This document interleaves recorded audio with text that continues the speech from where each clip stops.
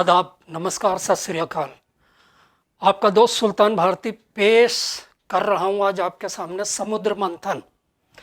समुद्र मंथन पौराणिक काल से लेकर और वर्तमान काल तक यानी कलयुग तक देख लें तो ऐसा कोई भी समुद्र मंथन नहीं हुआ है आज तक जो सत्ता सुंदरी के लिए हुआ या अमृत के लिए हुआ हो और जिसमें देवताओं ने दानवों का सहयोग ना लिया हो। पौराणिक काल से आज तक ऐसा चला आया है कि जब जब समुद्र मंथन होता है तो देव दानव एक हो जाते हैं। फिलहाल इस वक्त एक समुद्र मंथन और चल रहा है राजस्थान में, सत्ता का समुद्र मंथन। और उस समुद्र मंथन में फिलहाल कोशिश तो यही कर रही है कि अमृत का घड़ा किसी न किसी के हाथ में आए। दोनों सत्ता अमृत के लिए लड़ रहे हैं, लेकिन देखा जाए तो अभी तक अमृत की जगह हलाहल काफ़ी बड़ी तादाद में निकलकर सामने आ रहा है। आरोप प्रत्यारोप तेज हो रहे हैं, एक दूसरे पर हमले हो रहे हैं, एक दूसरे की बखिया उधेड़ी जा रही है। और शायद दुश्मनी, सियासी दुश्मनी में, वैसे तो देखा जाए तो सियासत में कुछ भी अस्थाई नहीं होता, ना संतुष्टि और ना असंतुष्टि, ना दोस्ती ना दुश्मनी, ना आस्था ना ईमानदारी, कोई चीज़ रही ही नहीं। खैर, फिर भी इसमें देखा जाए तो गहलोत के मुकाबले पायलट ने बड़ा संयम का परिचय दिया है, वो खामोश हैं। अब चल के देखते हैं कि जरा आगे बढ़ते हैं कि इस सत्ता संघर्ष के लिए जो समुद्र मंथन चल रहा है और जिसमें अमृत दूर दूर तक नहीं नजर आ रहा है और हलाहल आए दिन मिल रहा है।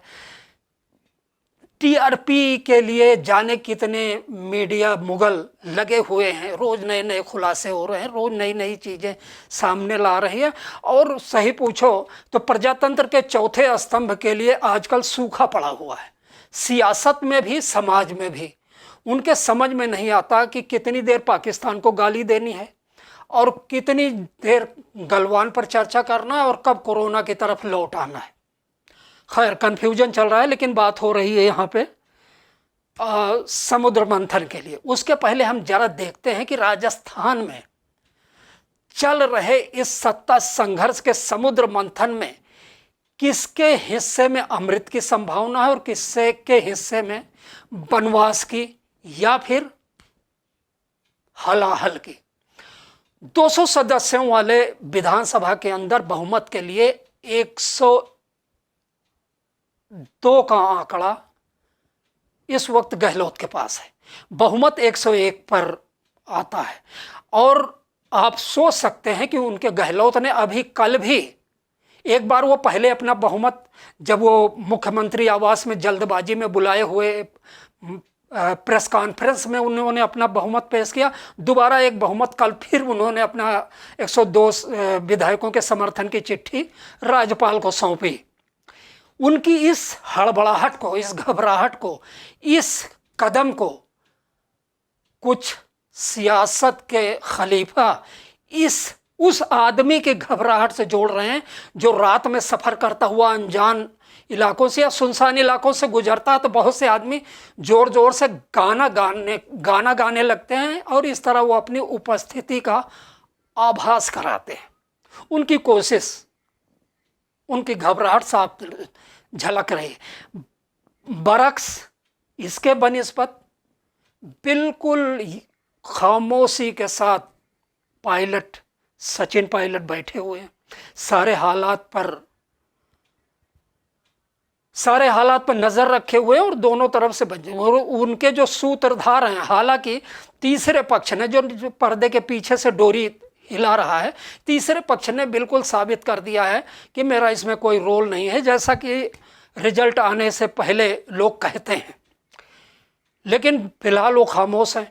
आखिरी वार अभी कल हुआ है गहलोत की तरफ से। गहलोत ने यह बयान दिया हुआ है कि वो क्या कहते हैं, सदन में व्हिप जारी करेंगे और अगर जो भी बागी विधायक उसमें शामिल नहीं होता है उसके निष्कासन की कार्रवाई की जाएगी।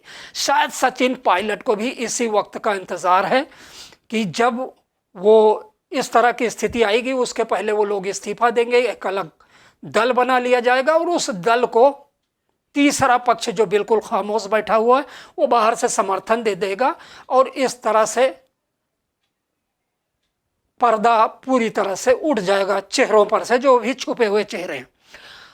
तो क्या 102 विधायकों वाली ये गहलोत सरकार चलेगी?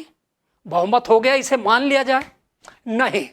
सियासत का कोई छोटा मोटा जानकार भी होगा तो इस चीज में वो खुशियां नहीं तलाशेगा, अस्थायित्व तो नहीं देख रहा है, क्योंकि ये आंकड़ा 102 का आंकड़ा बहुमत के लिए चाहिए 101, इनके पास 102 है।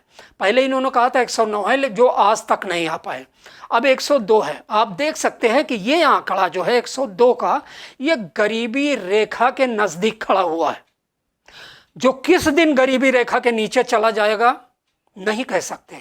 कारण यह है कि आज के दौर में जबकि ईमानदारी, वफादारी, आस्था किसी दल में और उसूल, ये चीजें बाघ की तरह विलुप्ति के कगार पर हैं। बाघ तो खैर उनकी संख्या बढ़ गई है, लेकिन शायद ये चीजें सियासत में हाशिए पर चली गई। तो कह नहीं सकते कि खरीद फरोख्त की मंडी कब उठ खड़ी होगी, कब तराजू सीधे हो जाएंगे, कब पलड़े झूलने लगेंगे और कब प्राणियों की आस्था बहुमत से कूदकर सूटकेस के अंदर समा जाएगी और सत्ता संतुलन का समीकरण एकदम से उलट पुलट जाएगा। तो तब तक के लिए होता यही है कि क्या कहते हैं, अभी भी वक्त है।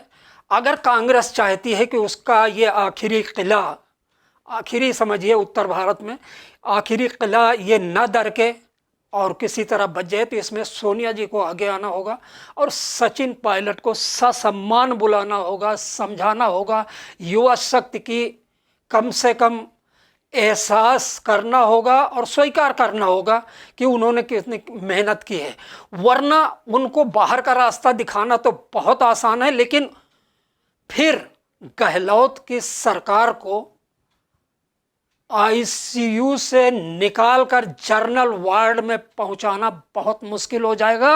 और आखिर में इसी के साथ मैं एक शेर के साथ अपनी बात खत्म करता हूं कि कांग्रेस हाईकमान को सोचना होगा कि उस शख्स को अफसोस का मौका नहीं मिलता जो वक्त की आवाज़ को ठोकर पे मार दे। और वक्त की आवाज़ ये है कि सचिन पायलट को किसी तीसरे खेमे में जाने से रोका जाए, वरना बिल्लों की इस लड़ाई में सत्ता की रोटी बंदर के हाथ में जानी तय है। वो आज नहीं तो 1 महीने के बाद सही। अगर आप मेरे से सहमत हैं तो दोस्तों मेरे YouTube चैनल सेकुलर भारत को थोड़ा सा ऑक्सीजन दें, थोड़ा सा स्थायित्व दें और उसके लिए अपना फ़ोन पर YouTube पे जाके सुल्तान भारती अंग्रेजी में टाइप करें, सर्च करें, सब्सक्राइब करें। जय हिंद, जय भारत, खुदा हाफिज़। हमारे चैनल को सब्सक्राइब करें, लाइक और शेयर करें ताकि आने वाली वीडियो सबसे पहले